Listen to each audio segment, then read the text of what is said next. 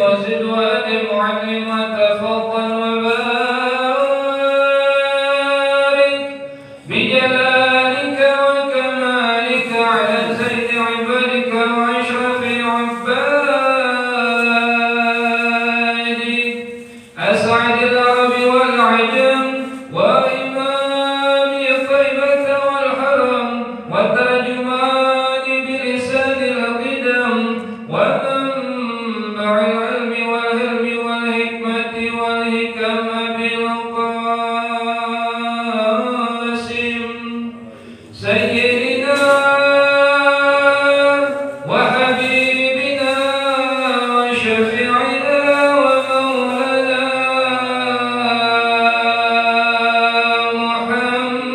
محمد صلى الله عليه وسلم زده شرفا يا رب زده شرفا يا رب وكرما وتعظيما وعفة ومهابة وبرا ورضي الله تبارك وتعالى عن ذوي الفخر العلي والقدر الجليل ساداتنا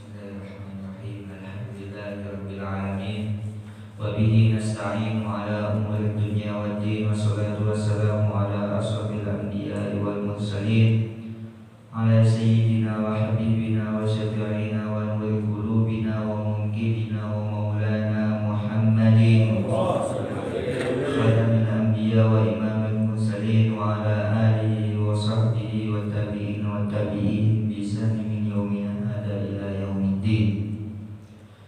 سبحانك لا علم لنا إلا ما علمتنا إنك أنت العليم الحكيم.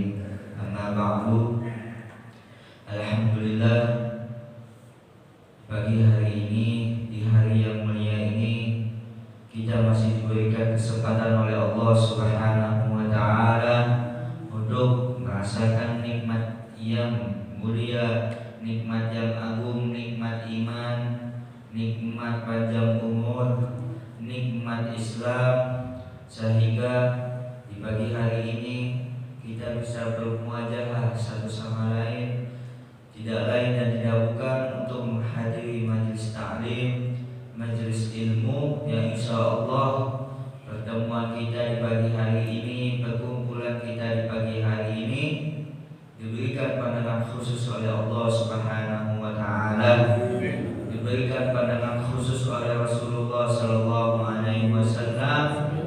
Dengan pandangan tersebut, dan insya Allah kita tidak keluar di masjid yang mulia ini kecuali Allah Subhanahu wa Ta'ala mengabulkan hajat-hajat kita, hajat dunia bil maisarah wa hajat al-akhirah bil maghfirah, dan kita dicap sebagai manusia bahagia dunia maupun di akhirat. Amin ya rabbal alamin. Kemarin, di minggu yang kemarin, kita membahas tentang mandi.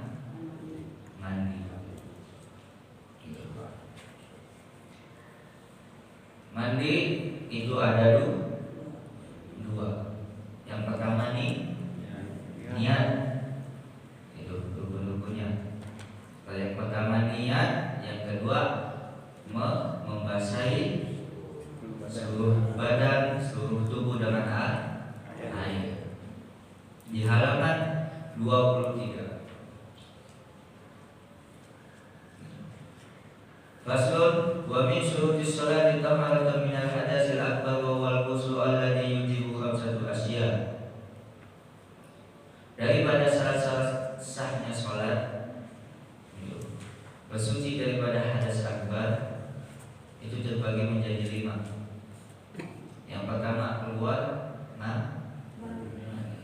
yang kedua berhubungan suami istri, yang ketiga al-haid, itu khusus perempuan, yang keempat khusus perempuan an-nifas, terus yang terakhir wiladah, yaitu melahirkan. Kita telah membahas kemarin tentang fardu-fardunya mandi, itu ada 2, yaitu an-niyatu raf'ul hadasil akbar, yaitu an-niyat untuk mengangkat hadas besar. Apapun sigonya, bagi yang mampu untuk melafazkan niat bahasa Arab, itu kemarin sudah kita jelaskan, nama itu ghusl akbar lillahi. Kalau nggak bisa bahasa Arabnya, pakai bahasa Indonesia.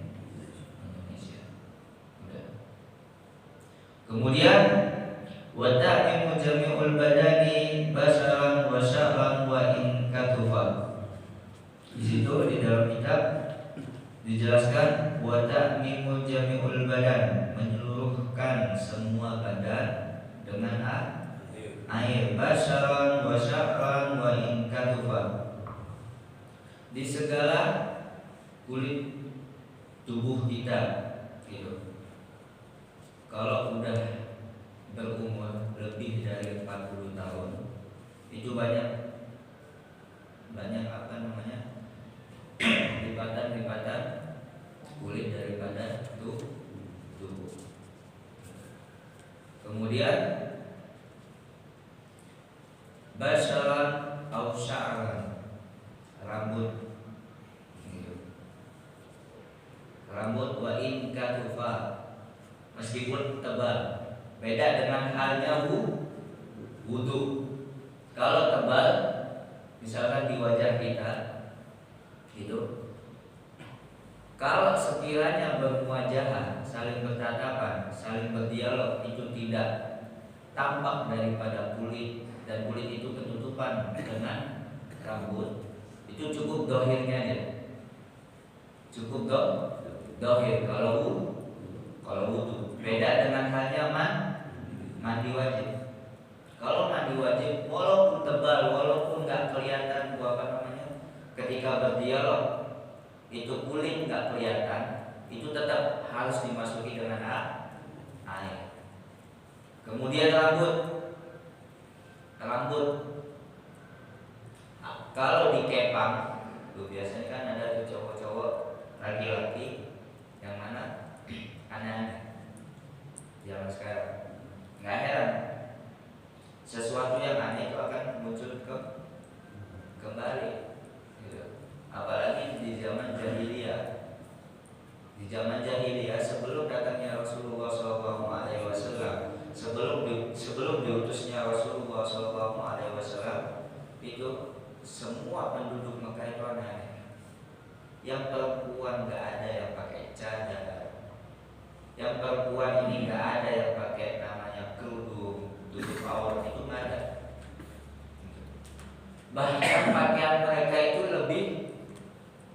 lebih hina daripada pakaian zaman sekarang. Gitu. Tapi apa? Datangnya Rasulullah SAW itu semua tertutup. Yang laki-lakinya dijadikan sebagai laki-laki yang terhormat, rapi.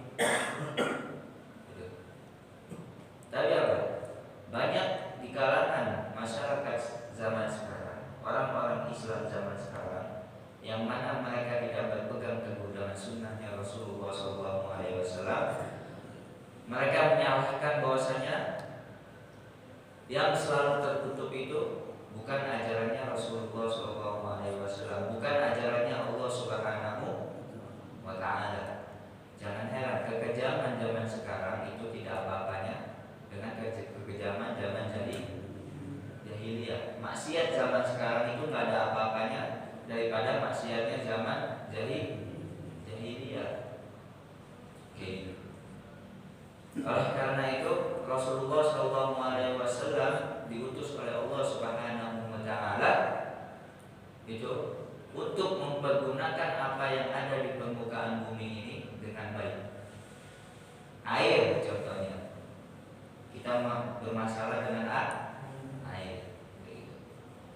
Mereka yang dulunya tidak kenal dengan namanya air, tidak kenal yang namanya istinja, tidak kenal yang namanya membersihkan diri, an-nadafah, tidak mengenal dengan hal-hal yang berkaitan dengan kebersihan. Setelah diutusnya Rasulullah SAW, muncul yang namanya kebersihan. Ya heran kalau pepatah mengatakan an-nadafatu minari iman.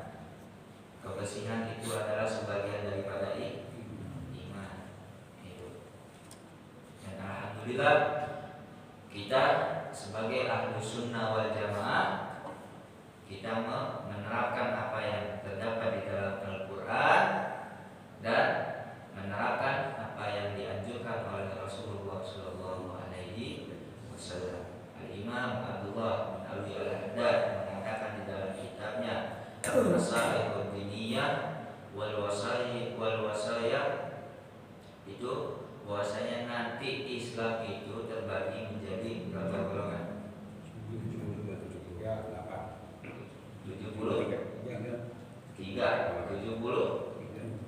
73 ada 78.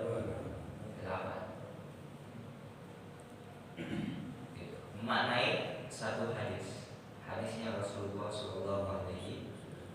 Imam Abdullah bin Abi Al-Haddad rahmatullah alaih, beliau mengarang daripada kitab An-Nasaihud Diniyah, itu di dalamnya terdapat hadis-hadisnya Rasulullah SAW, itu semuanya sahih.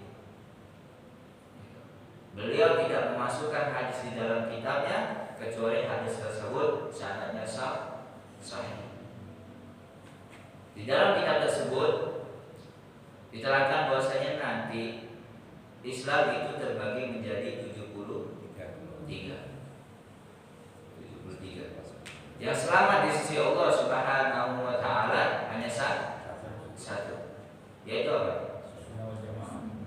Ahlussunnah wal Jamaah. Yang berpegang teguh dengan Al-Qur'an dan berpegang teguh dengan sunnahnya Rasulullah sallallahu alaihi wasallam. Dan berikutnya, setelah kita membahas tentang fardu mandi, itu ada sunnahnya. Banyak sunnah daripada mandi itu ada banyak. Dirangkum menjadi 18 sunnah. 18 sunnah. Ini hal yang remeh. Tapi kalau dikerjakan, kita mendapatkan derajat yang tinggi. La tahqiranna minal ma'rufi syai'an. Jangan kalian remehkan, kata Rasulullah SAW, dari perbuatan-perbuatan hal yang kecil, yang mana kita anggap ini perbuatan ini nggak ada nilainya kalau dilakukan secara zahir, akan tetapi secara hakikatnya kan semua pahala kan gaib, kan? Gaib, pahala itu gaib, nggak nampak yang namanya pahala ini. Nah, itu berbicara dengan hakikat. Beda halnya syariat, thariqat, itu beda pembahasan daripada ini. Semua pahala yang kita yang mana kita dambakan nanti itu semua gaib. Kalau kita percaya, kita beriman dengan sesuatu yang gaib, maka kita termasuk daripada orang-orang mukmin. Gitu. La tahqiranna minal ma'rufi syai'an, kata Rasulullah. Jangan kalian remehkan dari perkara-perkara hal yang kecil, yaitu perkara-perkara baik yang kecil. Gitu. Jangan kalian remehkan, walaupun itu sedikit, walaupun itu kecil, walaupun itu konteksnya remeh. Karena apa? Kalau kita kerjakan, kita nggak tahu, kita langsung diangkat oleh Allah Subhanahu wa taala sebagai kekasihnya. Kayak gitu. Dan sunnah as-sunnah berghusl, sunnah daripada mandi itu banyak. Di antaranya atasnya baca bismillah dulu sebelum mandi di dalam hati, jangan yang disebutin. Yang kedua as-siwak, pakai siwak dulu, gitu. Yang ketiga al-qiyam, yaitu mandinya secara berdiri. Al-qiyam, mandinya dengan cara berdiri. Terus yang keempat istiqbalul kiblah, menghadap kiblat. Gitu. Di Hadramut itu semua shower, kamar mandi santri itu pakai shower semua, dan showernya ini disengaja untuk menghadap kiblat.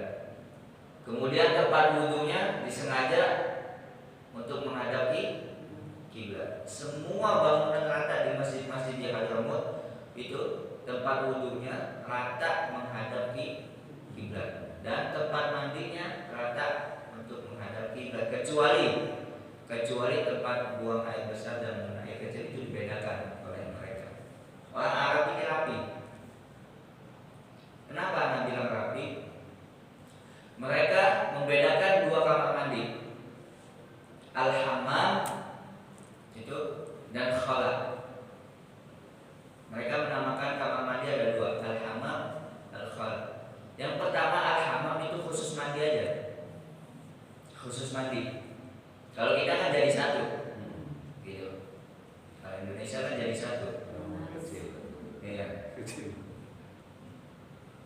Wudhu juga, gitu. Kalau diberikan kelebihan oleh Allah, ya mau kalau bisa lebih baik, lakukan yang lebih baik. Tapi kalau nggak diberikan kelebihan oleh Allah, seadanya, benar kan? Kayak gitu.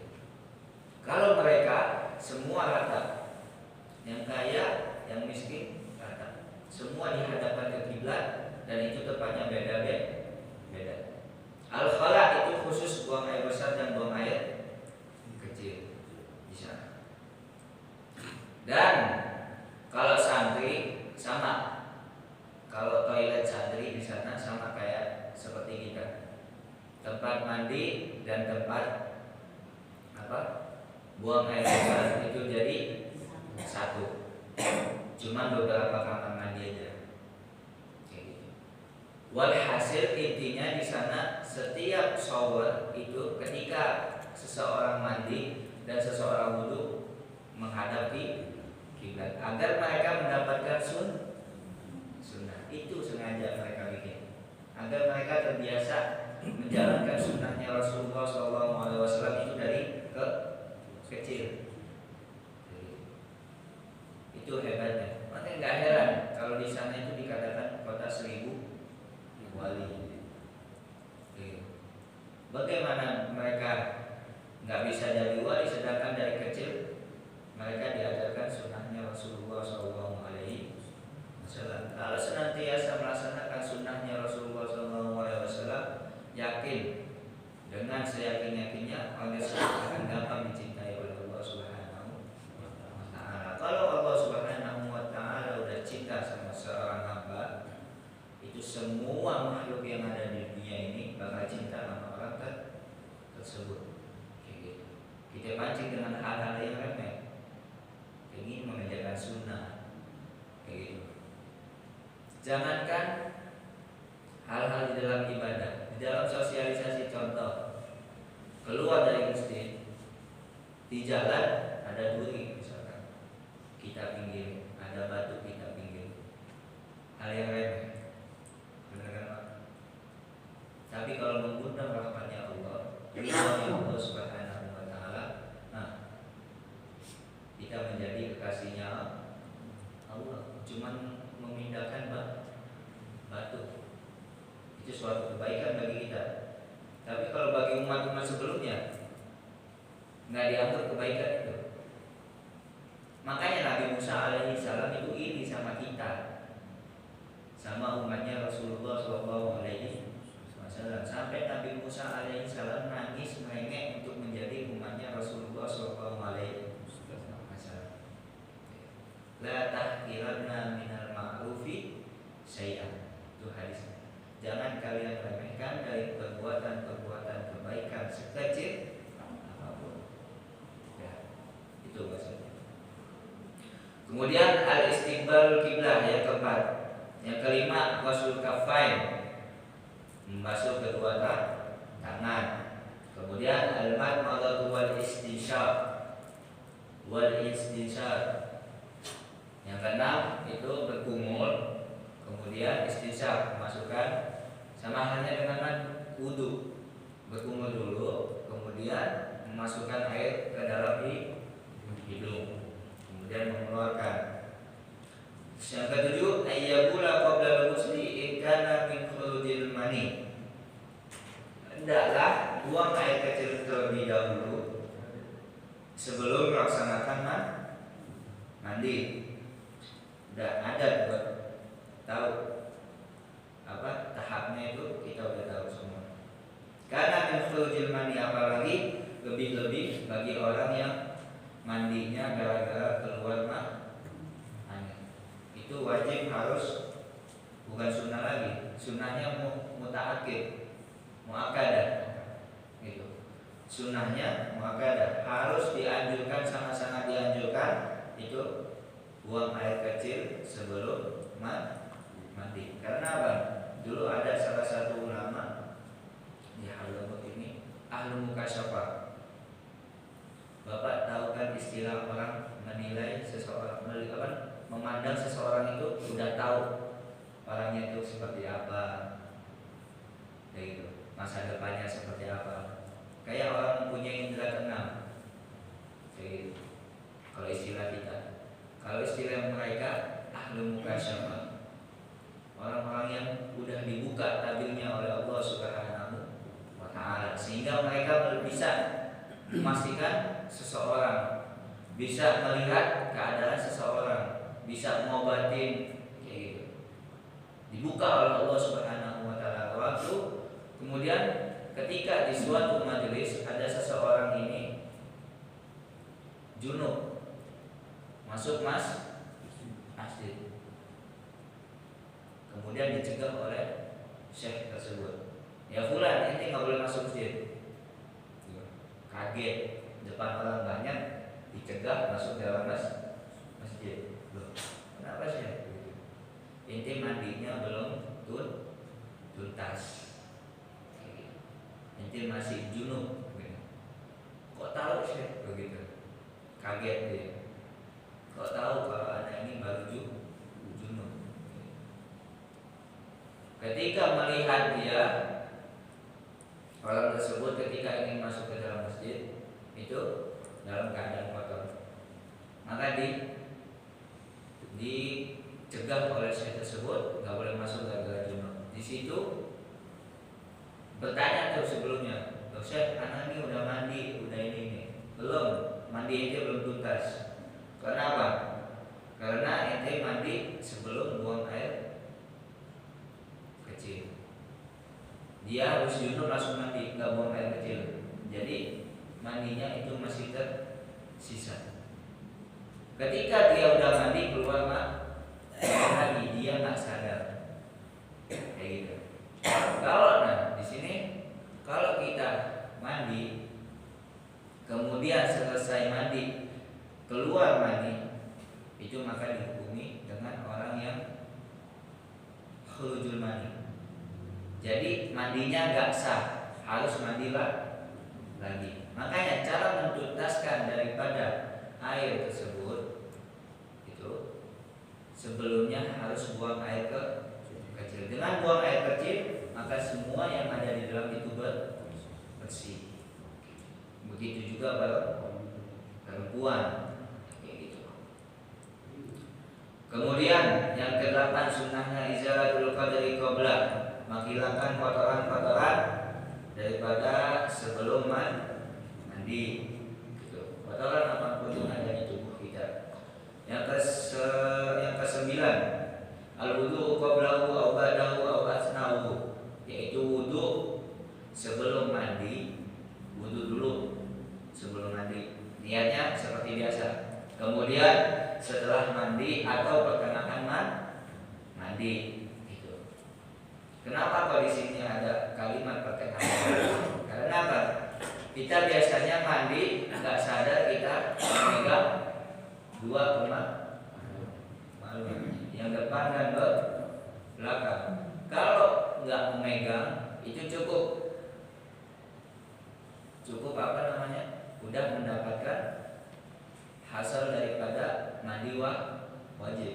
Ghusl akbar itu otomatis apa namanya? Wudu itu masuk. Kalau kita mandinya itu nggak memegang dua alat kelamin itu.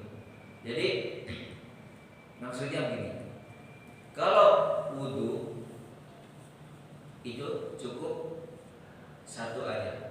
Ibaratnya poinnya satu. Tapi kalau ketika mandi wajib dia mendapatkan 2 poin. Kalau mandi wajib dia mendapatkan 2 poin. Dengan mandi wajib dia nggak perlu wudu lagi kalau mau sholat. Karena apa? Karena otomatis yang wudu ini udah masuk, udah dapat gara-gara mandi wajib. Tapi kalau di pertengahan mandi wajib kita memegang 2 kemaluan, maka mandi wajib kita dapat, tapi wudu kita nggak dapat karena hadas kecil, kayak gitu. Bisa dipahami? Kalau nggak megang daripada 2 alat kelamin, maka cukup, udah habis mandi wajib, itu kita langsung sholat tanpa wudu bisa. Karena apa? Karena yang hadas kecil udah tertutup dengan hadas yang besar. Sedangkan di pertengahan nanti kita memegang dua kemaluan atau kita buang air kecil lagi, maka butuh dengan wudu. Hadas besar kita udah tutup, kemudian kita mengeluarkan hadas kecil, maka kita harus wudu. Gitu. Kemudian yang ke-10, ta'ammudul ma'atif ay al-amakin allati yusha adamu wusulil ma'i ilaiha, yaitu menggosok-gosok badan yang mana badan kita ini takut di dalam tubuh kita ini ada tempat yang tidak sampai daripada air, kayak gitu. Kayak badan berlipat kayak gitu, kayak gitu. Di perut kan biasanya lebih berat, itu harus dibersihin semuanya, gitu. Harus digosok sampai air itu masuk ke semua tubuh, harus mengaliri tubuh. Kemudian at-tahlilus syar', yaitu tahlilus syar' ini menyelah-nyelahi daripada rambut, khususnya perempuan. Perempuan kan rambutnya panjang, gitu. Itu sunnah daripada muakkad, sunnah yang sangat-sangat dianjurkan. Rambut harus menyeluruh ke dalam air, harus menyeluruh ke dalam rambut dengan cara disela-selai. Walaupun laki-laki yang punya rambut, misalkan botak, itu biar kita mendapatkan sunnah, kita menyelah-selai begini aja. Kita sela-selai rambut kita, lebih-lebih panjang. Yang ke-12, adal. Adal ini gosok, kayak kita menggosok pakai sabun. Terus kita gosok-gosok badan kita, itu dapat pahala sunnah. Terus yang ketiga, at-tayamun, mulai dari kanan, kemudian di kiri. Mulai dari tengah bebas kalau mandi itu, cuman kita membahas sunnah. Sunnahnya dari kanan, kemudian belakang kanan, terus depan kiri, belakang kiri. Kalau pakai gayung, kalau pakai shower kita cuma balikin badan aja, kayak gitu. Habis depan, belakang, terus depan lagi, belakang lagi. Itu asal sunnah, itu mendapatkan pahala sunnah. Yang ke-14, at-taslis. At-taslis ini 3 kali. Yang depan 3 kali, sebelah kanan 3 kali, belakang 3 kali, depan kiri 3 kali, terus belakang kiri 3 kali. Sama halnya dengan wudu. Kemudian al-muawalah ini terus menerus, jangan terputus, kayak gitu. Udah mandi seperti biasa, kayak gitu. Yang ke-16, ayat tasila mustaqbal aurah. Ini. Yang ke-16, mandi dalam keadaan aurat kita tertutup. Kayak gimana? Mandi dalam keadaan aurat tertutup. Pakai kain, pakai celana, kayak gitu. Para masyayikh yang ada di sana, khususnya di negeri Hijaz, lebih Syria, mereka kalau mandi pasti bawa pakaian banyak, kayak gitu. Yang laki-laki pakai pakaian banyak. Keluar dari kamar mandi dia pakai pakaian basah, karena mereka kalau mandi itu dalam keadaan tutup auratnya. Diceritakan bahwasanya di Nuzhatul Majalis, di kisah-kisahnya orang-orang soleh, mereka mengatakan di dalam kitab tersebut, kenapa kok Fir'aun itu mengatakan ana rabbukumul a'la kepada masyarakatnya, kepada rakyatnya. Itu disebabkan apa? Yang pertama, sombong jelas.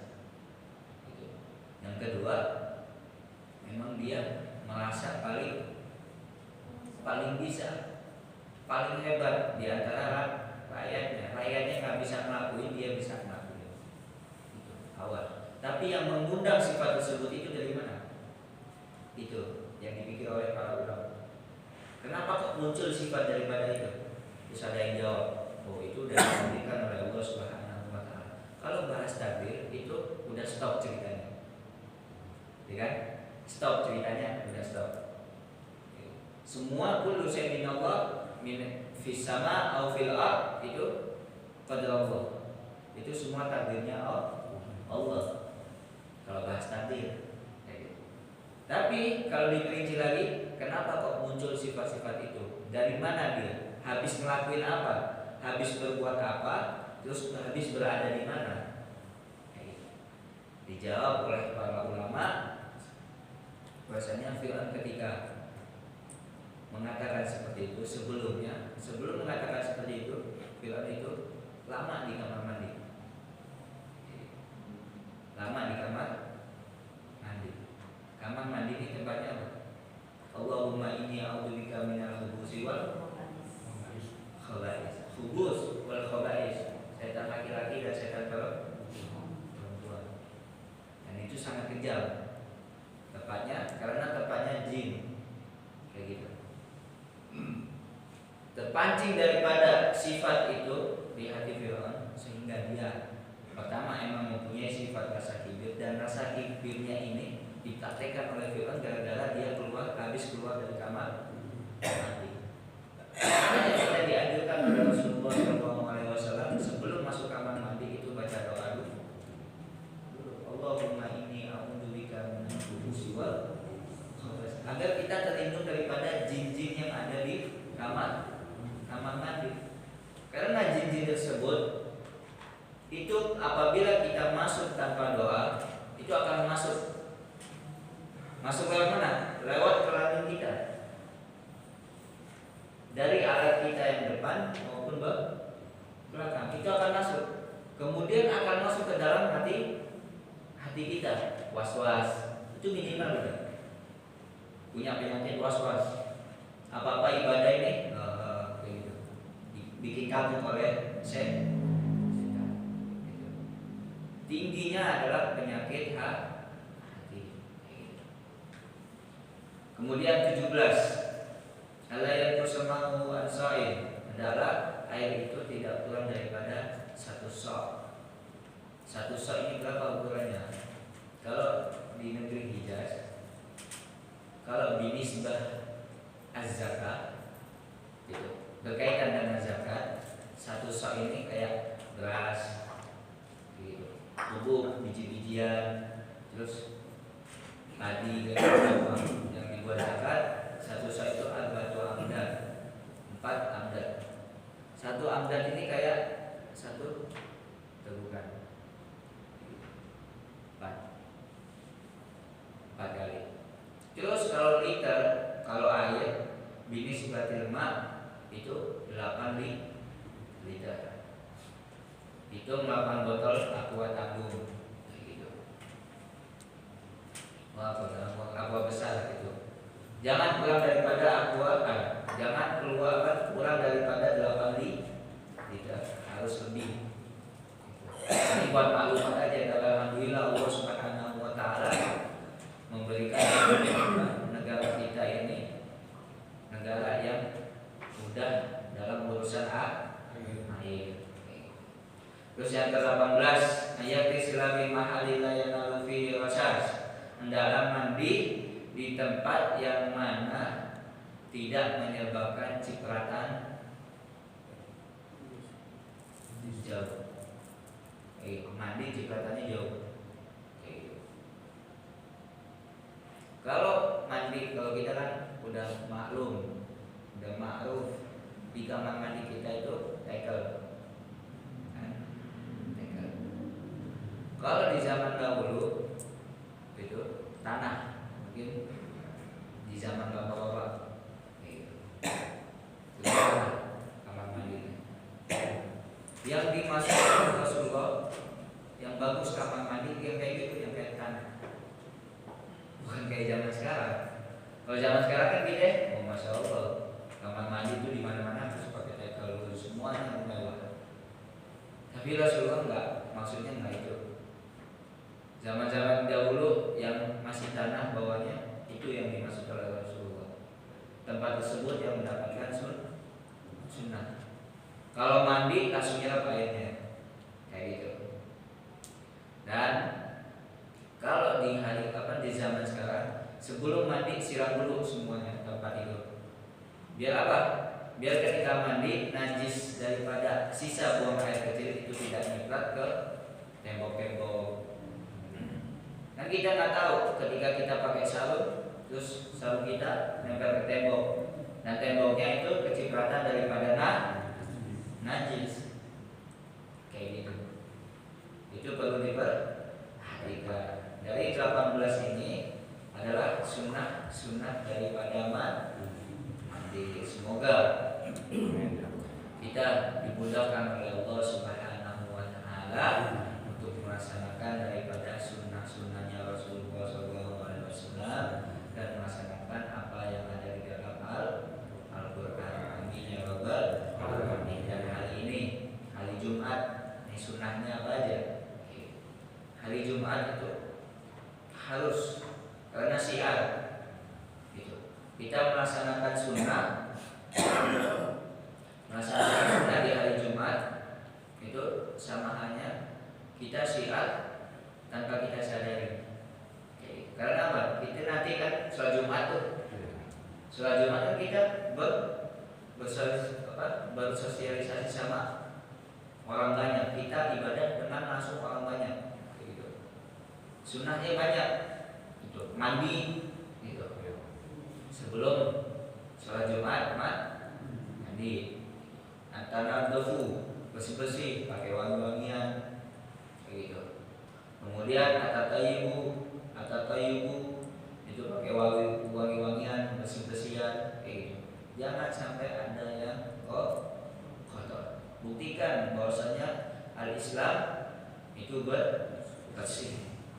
Karena Rasulullah SAW itu sangat menganjurkan kepada umatnya untuk senantiasa bersih. Terus tabkiru ilaiha,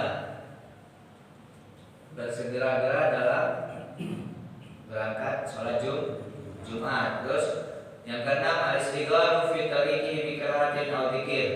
Kalau jalan dari rumah sampai ke masjid itu sibukkan untuk berzikir. Kemudian akhiratus sholatul kahfi yaumaha wa lailataha. Baca surat kahfi di malam Jumat dan di hari Jumat. Malam Jumat sudah baca ya, Yasin. Itu sudah cukup dapat sunnah. Sunnahnya itu hamzah surah, Yasin, Kahfi, Waqiah, Dukhan, dan Al-Mulk. Tabarakalladzii biyadihi. Itu 5 sunnah di hari Kamis, malam Jumat, dan di hari Jumat. Di hari Jumatnya sunnah di Kahfi aja. Di malam Jumat itu hamzah surah. Kemudian al-iksaru min as-salati 'ala Nabi sallallahu alaihi wasallam, memperbanyak daripada salawat kepada Rasulullah sallallahu alaihi wasallam. Yang kesembilan al-insatu wal istima'u ila khutbah, mendengarkan dan diam memperhatikan daripada khutbah. Kemudian 10 tahiyatul masjid, yaitu salat tahiyatul masjid kalau udah sampai masjid. Terus adapun ihtiba, ini kalau di orang Arab, kalau di orang kita jarang pakai habwa. Habwa tahu gak? Habwa tuh kayak buat apa namanya? Iya. Kayak gitu, habwa. Jadi kain ditaruh di pinggang buat agar duduknya itu lebih tegap. Kayak gitu. Kain, ada kain kayak biasanya saya pakai itu selempangan, itu namanya habwa. Rasulullah SAW kalau majelis taklim, majelis apa aja itu pakai habwa. Gitu. Tapi kalau di sholat Jumat ketika mendengarkan khotib itu tidak boleh pakai habwa karena makruh. Karena ditakutkan tidur kayak gitu. Karena apa? Enak, pakai habuannya enak. Lebih-lebih orang tua kalau di Hadramaut itu rata orang lebih daripada umur 40 tahun semuanya pakai habuan. Gitu. Orang tua, karena kan orang tua kan nyender kayak gitu. Wajar. Nah kalau di majelis, kalau nggak kebagian tempat senderan, mereka pakai habua. Dan habua itu gunanya untuk bersandar. Jadi enak. Gitu. Kemudian al-iksaru min ad-du'a wa tahari as-sa'il ijabah. Di hari Jumat itu berbanyak minta doa terhadap Allah Subhanahu wa ta'ala. Karena apa? Di hari Jumat itu Allah Subhanahu wa ta'ala menyembunyikan 1 detik. Ada yang mengatakan 1 menit, ada yang mengatakan 1 jam. Di hari Jumat dari ba'dal fajar sampai qoblal maghrib. Itu Allah menyimpan waktu rahasia yang mana apabila hamba doa di waktu tersebut, maka semua doanya akan diijabahi oleh Allah Subhanahu. Al-iksaru min doa, berbanyak untuk berdoa kepada Allah Subhanahu wa taala. Al-ityanu bil musabbahati ba'daha. Kemudian mendatangkan 7 daripada surat setelah salat Jumat gitu. Qul huwallahu ahad. Yang pertama Al-Fatihah 7 kali. Itu bagi imam itu. Kemudian qul huwallahu ahad itu 7 kali. Itu imam makmum itu 7 kali. Qul a'udzu birabbil falaq 7 kali. Qul a'udzu birabbin nas 7 kali. Itu sunnah. Dan imam ini sangat dianjurkan melaksanakan sunnah. Karena apa? Kalau udah di dalam mimbar itu aib kalau tidak mengajarkan sunnah. Contohnya, makmumnya semuanya pakai siwak, imamnya nggak pakai siwak. Masa pemimpinnya nggak pakai kayak gitu aja. Kayak gitu. Terus kemudian makmumnya semua rata pakai baju putih, masa khatibnya nggak pakai baju putih? Itu suatu aib bagi khatib. Karena apa? Khatib ini secara nggak langsung dia menjadi qudwah, menjadi orang yang harus diikuti. Jadi seharusnya lebih menjaga, lebih memperhatikan daripada sunnah.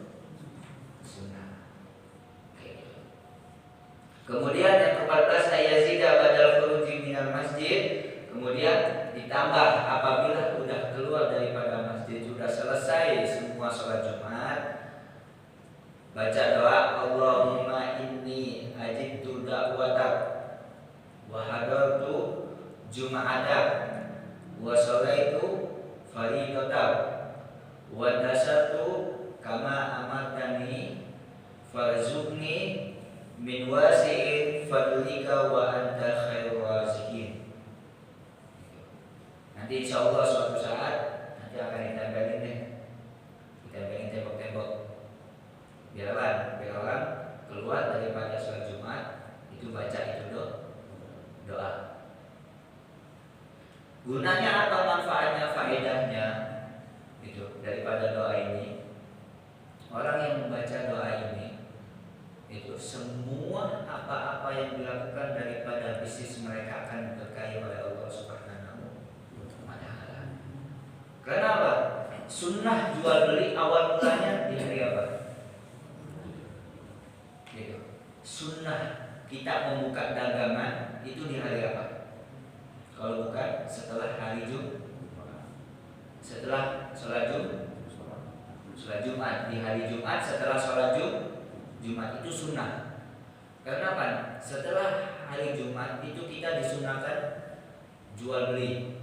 Setelah hari Jumat, setelah sholat Jumat, setelah sholat Jumat kita disunahkan jual beli. Kayak gitu. Karena apa? Kalau orang udah jual terus beli, itu orang yang beli, orang yang jual itu semua diberikan keberkahan oleh Allah Subhanahu wa ta'ala, imma hissiyah atau maknawiyah. Entah itu secara dohir, entah itu secara maknawi. Gitu. Nah, insya Allah nanti doa ini akan ditempelin di dinding. Gitu. Allahumma inni ajabtu da'wata wa hadattu jum'ata wa salaitu fardata wa antasyatu kama amartani fazukni min wasi'i fadlika wa anta khairur raziqin. Yang ke-15, tahari Jum'ati fajr Jum'ah. Gitu. Waktunya sholat Jumat itu habis sholat subuh itu udah masuk sholat Jumat. Ada yang mau itikaf habis habis sholat duha boleh mau datang buru-buru. Itu waktunya itu habis subuh sampai pada zawal setelah duhur. Itu ziaratul kubur wa khususan walidain. Nah ini ziaratul kubur habis sholat Jumat itu sunnahnya ziarah kubur. Khususnya kalau punya orang tua yang dekat makomnya, mungkin di Kober, entah di TPU yang dekat dari sini. Kalau orang tua kita dikuburkan orang tua kita dikuburkan di situ, sunnah. Gitu. Kapan sunnahnya? Habis subuh sunnah. Habis subuh itu kita ziarah sampai pada zawal. Mentok sunnah itu berarti setelah atau sebelum masuknya maghrib. Hari Jumat itu setidaknya ziarah kubur. Kalau makam kedua orang tua kita ini jauh, nah itu cukup dengan doa. Kalau mau ziarah wali-wali di Jakarta, yang dekat-dekat aja ambil, kayak di Cikini, kayak di Kuitang, kayak di Kalibata, para habaib kayak gitu. Terus sesepuh ustaz kita yang sudah meninggal, kayak Ustaz Junaidi Abdillah rahmatullah alaih, itu makamnya di mana? Gitu. Kalau dekat bisa samperin, kayak gitu. Kalau jauh kita doakan dari sini, cukup. Setiap malam Jumat dapat kiriman. Sunnahnya itu ziarah kubur wa khususan walidain, khususnya kalau kedua orang tuanya sudah meninggal itu lebih khusus ziarah ke kedua orang tuanya gitu. Terus yang ke-17 salat tasbih lima fiha min al-ayat kabir ya bi imarati yaumil jumu'ah. Salat tasbih gitu. Salat tasbih seperti kayak di Ramadan gitu. Kalau di Hadramaut itu rata. Habis subuh baca wirid sampai jam 7 pagi. Kita bangun jam 3 sampai jam 7 pagi itu baca wirid. Habis sholat subuh baca wirid sampai jam 7 pagi, terus khataman Quran. Setelah khataman Quran itu dianjurkan para santri untuk sholat tasbih. Dan yang ke-18 ada mutahatir ridho.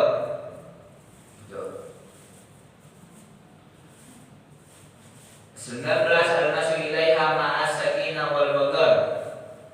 Yang ke-18 ini enggak boleh tidak dianjurkan terlalu banyak bercanda. Karena apa? Di hari Jumat ini hari yang mana sangat-sangat dimuliakan oleh Allah Subhanahu wa ta'ala. Ketuanya hari ini hari Senin sampai Minggu, itu ketuanya hari Jumat. Nabi Adam diciptakan pada hari Jumat, kayak gitu. Terus kita kembali kepada Allah dan diangkat daripada alam kubur. Itu Yaumul Ba'ats, itu di hari Jumat.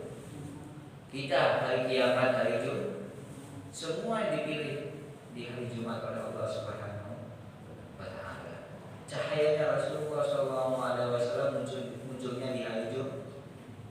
Kalau nggak ada cahayanya Rasulullah, nggak diciptakan itu surga dan neraka. Oke. Semua yang ada di langit di bumi itu nggak diciptakan kalau bukan berkatnya cahayanya Rasulullah SAW. Kemudian al-masyu ilaiha masakinah wal waghar, berjalan dari rumah ke masjid itu dengan tenang.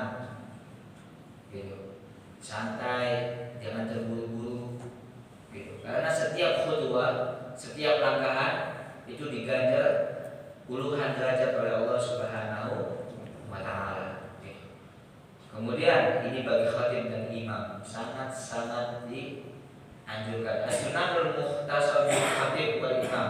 Sunan yang khusus bagi khatib dan imam. Antakun al-khutbah ala mimbar atau ala mutafi, adalah khutbah di atas mimbar yang tinggi. Sudah dilaksanakan seketika. Ayusalima inda dukhuli, hendaklah khutbah itu di mimbar yang di tempat yang paling atas. Kayak ini. Tempat yang paling atas agar semuanya agar melihat semua yang ada di belakang itu. Ayusalima inda dukhuli wa inda mimbari qabla su'udi, hendaklah memberikan salam. Inda dukhuli wa inda mimbar, ketika masuk masjid, kemudian ketika ingin menaiki mimbar itu qabla su'udi, sebelum dia naik itu daripada mihrabnya. 3 yang bila al musallin pada su'udi wa salima alaihim, hendaklah dia menghadap orang-orang yang sholat, kemudian mengucapkan salam kepada mereka.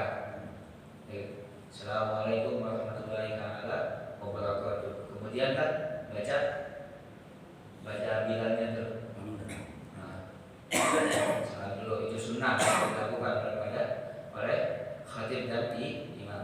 Kemudian ayat risaha dan adzan, hendaklah dia duduk dalam keadaan adzan. Dalam keadaan adzan, yang adzan yang kedua, ketika udah mengucapkan salam kan adzan, ya kan? Duduk. Ketika Allahu Akbar dia duduk. Itu sunnahnya.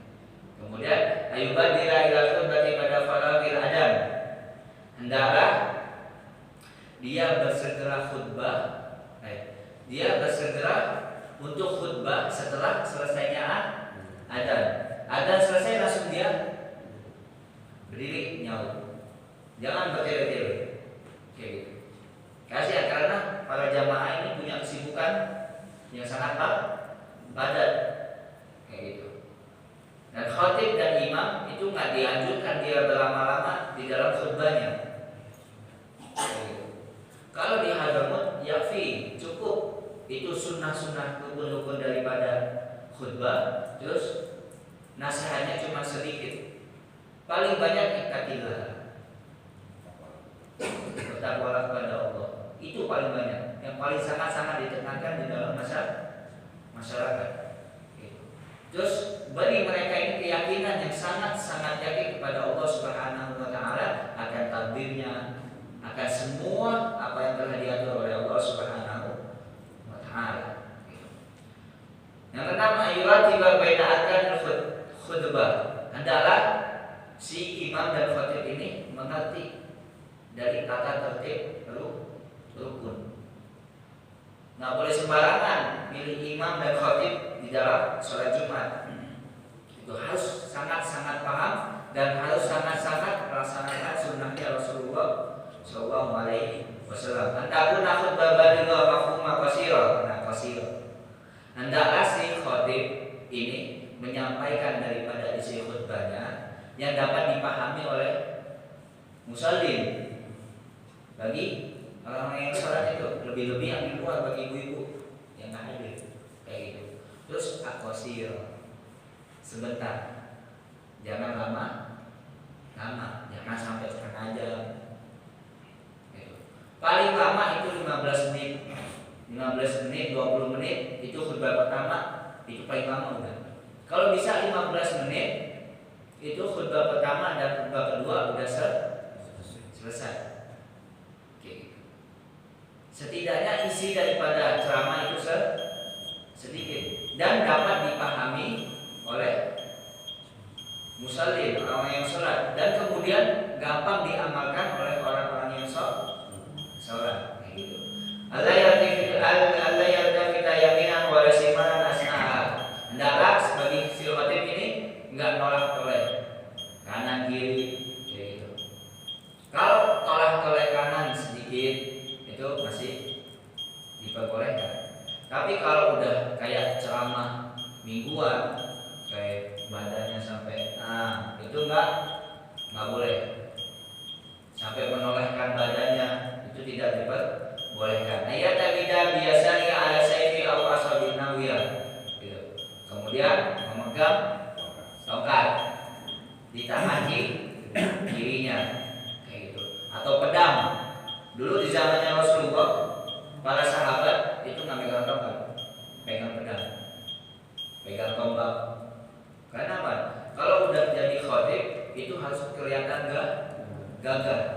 jangan lemes. Kayak gitu. Karena apa? Kalian membawa memberikan keyakinan terhadap umat gitu. Harus tegas, harus kalau bisa teriak gitu. Dengan cara tegas, bukan teriak-teriak kayak dengan kalimat yang tegas kayak gitu. Kemudian jangan terlalu lemes, karena selama seminggu iman manusia itu kan naik turun. Nah, untuk meningkatkan keimanan seseorang pada hari Jumat, yaitu kena daripada siraman rohani daripada khotib. Kalau di Hadramut khotib yang lemes itu langsung dipecat. Oke. Habib Umar bin Hafid bisa Abu Bakar bin Salim udah tua, udah sakit-sakitan beliau. Bahkan beliau kalau hadir majelis itu butuh dengan obat. Tapi ketika khutbah Jumat, beliau memaksakan dirinya untuk tegas di depan umat. Karena itu yang dianjurkan oleh Rasulullah SAW. Itu bisalah kita menilai para khatib-khatib zaman sekarang. Kemudian ayat tidak biyaminihi ala mimbar. Kemudian tangan kanannya itu megang mimbar. Itu sunnah. Kemudian ayat pun najul sampai dalam khutbahnya bukan di surat Al-Ikhlas. Hendaklah dia duduk di antara dua khutbah itu dengan kadar surat Al-Ikhlas. Itu. Ayat mana fi mimbar wasi. Itu. Hendaklah apabila mimbar itu luas, itu duduknya agak kanan dikit. Kayak gitu. Ayat timal khutbahnya biqauli astaghfirullah li wa lakum. Itu. Hendaklah si khatib itu mengetahui bahwasanya ingin menutup khutbahnya itu untuk mengucapkan astaghfirullah li wa lakum. Diakhiri dengan kalimat itu di khutbah yang kedua. Kalau khutbah pertama mau dikasih nggak apa-apa. Kemudian alayu sira biyadihi ila bihajar fayusiru bisababa. Hendaklah si khatib nggak boleh nuding-nuding kayak di khatib-khatib maulidan itu tangannya main nggak boleh, kecuali kalau ada hajat itu, entah itu apa itu hajatnya boleh, tapi nggak boleh berlebihan. Terus kemudian ada itu kata baca mimbar birijalihi au asal, hendaklah mengatuk daripada di sini kan tingkatan mimbarnya ada dua, seharusnya 3. Setiap tingkatan itu diketuk, gitu. Kemudian ada mal Isra'i fisanya di khutbah yang kedua itu jangan cepat-cepat karena ada doa. Gitu. Yang ke-17 yaitu surat Al-Ghaf pada qiraatul ayat bagi imam baca surat Ghaf cukup baca surat Sabih isma rabbikal a'la, kemudian ala ataka hadisul wasiyah, itu sunnah. Terus 18 ayyubatil muadzin bil iqamati pada fardhi min khutbati mubasyarah. Kemudian muadzin setelah khutbah selesai itu lanjut. Enggak boleh bertele-tele. Langsung qomat. Ayyubatil imam pada khutbah ila shalah. Hendaklah imam setelah khutbah langsung cepat-cepat sholat, enggak boleh ada jeda. Ayaqra fi salati jahar salatul jum'ati wal munafiqin wal a'la wal ghasiyah itu. Kalau nggak bisa baca surat Jumat dan al-munafiqin, baca surat al-a'la wal ghasiyah. Insyaallah kita dilancarkan untuk melaksanakan sunnahnya Rasulullah SAW. Dan yang terakhir adalah memakai pakaian putih, serba putih. Kalau khatib itu nggak pakai baju putih, bilalnya pakai baju putih. Bilalnya pakai baju putih. Kok khatibnya nggak pakai baju putih? Kayak gitu. Sangat-sangat dianjurkan ini khatib untuk mempraktekkan daripada sunnah-sunnahnya Rasulullah SAW. Kalau imamnya nggak pakai baju putih, khatibnya nggak pakai baju putih, itu aib. Emang boleh kan? Emang boleh pakai baju apa aja boleh. pakai baju yang disukai boleh, pakai baju baru lebih boleh. Tapi kalau pakai baju baru, pakai yang disukai, itu sunnahnya di hari Id, bukan di hari Jumat. Kalau di hari Jumat mutlak sunnahnya itu pakai baju putih, entah itu khotibnya, entah itu jamaahnya, kayak gitu. Kalau khotibnya nggak pakai baju putih itu aib. Kok imamnya kok nggak pakai baju putih, sedangkan makmumnya di sini sholat pertama rata pakai baju putih. Jangan yang gitu, cukup Bilalnya dikalian. Bilalnya di sini pakai baju kok imamnya pakai batik. Pesantren Jawa, iya pesantren Jawa. Ada di ulama-ulama Jawa di sana itu, walaupun udah datangnya hari Jumat, mereka para kiai-kiai pakai baju putih. Wallahu a'lam bishawab. Semoga kita tidak perlu di majlis yang mulia ini, kecuali Allah Subhanahu wa taala telah memberikan kita ilmu yang manfaat buat diri kita, keluarga kita, semua orang yang kita sayangi. Semoga kita tidak perlu di majlis yang mulia ini, kecuali Allah Subhanahu wa taala mengabulkan hajat-hajat kita, hajat dunia bil maisarah wa hajatul akhirah bil maghfirah. Semoga kita tidak perlu di majlis yang mulia ini, kecuali Allah Subhanahu wa taala tidak mengumpulkan kita hanya di dunia saja, agar kita mengumpulkan kita di akhirat, yaitu di surganya Allah Subhanahu wa taala. Dan semoga kita tidak perlu di majlis yang mulia ini, kecuali Allah Subhanahu wa taala telah mencatat nama kita, keluarga kita, ayah ibu kita, orang yang kita sayangi, untuk pantas mendapatkan syafaatnya Rasulullah SAW. Dan semoga kita tidak perlu di majlis yang mulia ini, kecuali Allah Subhanahu wa taala telah memuliakan lisan kita, memuliakan lisan ayah ibu kita, anak-anak kita, cucu-cucu kita, ketika diundang oleh Allah Subhanahu wa taala untuk mengucapkan kalimat la ilaha illallah, la ilaha illallah, la ilaha illallah Muhammadur Rasulullah sallallahu alaihi wasallam. Kalimat taqwa la ilaha illallah wa la ilaha illallah insyaallah taala minal aminin. Allahumma fa'il hamdi fa'il fa'il fa'il fa'il fa'il. Allahumma fa'alna bima lam tara bi alimna ladhi yanfa'una. Rabbi faqina wa faqih lana wa qarabatina ya rabbul qarabatina ahdina wa ladina wa ladina ahdina. Allahumma fir lana wa liwalidina wa auladina wa syekhina wa ikhwanina fid din wa liman habana fi wa liman ahsana ilaina wal mu'minina wal mu'minat wal muslimin wal muslimat ya rabbal alamin. Allahumma ja'alna mutabi'ina lahu fi niyyati wal qawl wa fi'l wa ja'alna mustasbiina bi ilaika ya dzal jalali wal ikram. Hatta alaina kita la sakata ba'dahu abada. Ya Muhammad al-ahwal habilana ila asanil hal, ya Muhammad al-ahwal habilana ila asanil hal, ya Muhammad al-ahwal habilana ila asanil hal, ya Allah biha ya Allah biha ya Allah bi husnil khatimah, ya Allah biha ya Allah biha ya Allah biha ya Allah bi husnil khatimah, ya Allah biha ya Allah biha ya Allah biha ya Allah bi husnil khatimah. Subhanaka rabbil izzati amma yasifun wa salamun alal mursalin walhamdulillahi rabbil alamin.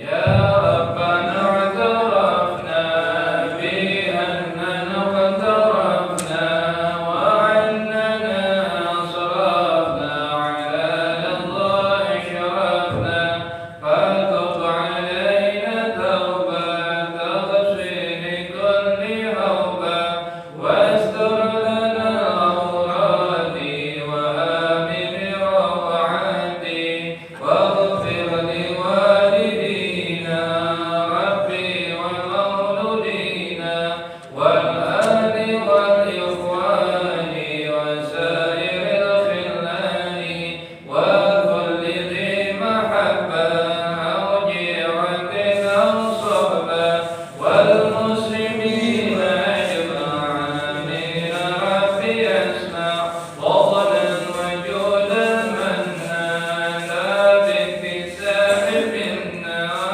bil mustafa rasuli nada bi kulli suri salla wa sallam rabbi alayhi addan habbi wa alihi wa sahbihi idadata shishabi walhamdulillahi fil bad'i wal tanahi walhamdulillahi rabbil alamin. Demikian sama kita mengikuti tadi guru kita para Ustaz Ahmad Yuni di dunia hilir. Mudah-mudahan apa yang disampaikan dapat kita memahaminya dan dapat kita mengamalkan dalam kehidupan kita sehari-hari. Sebagai penutup adalah sama-sama kita akhiri majelis kita dengan membaca hamdalah alhamdulillahirabbil alamin. Sallallahu ala Muhammad sallallahu alaihi wasallam.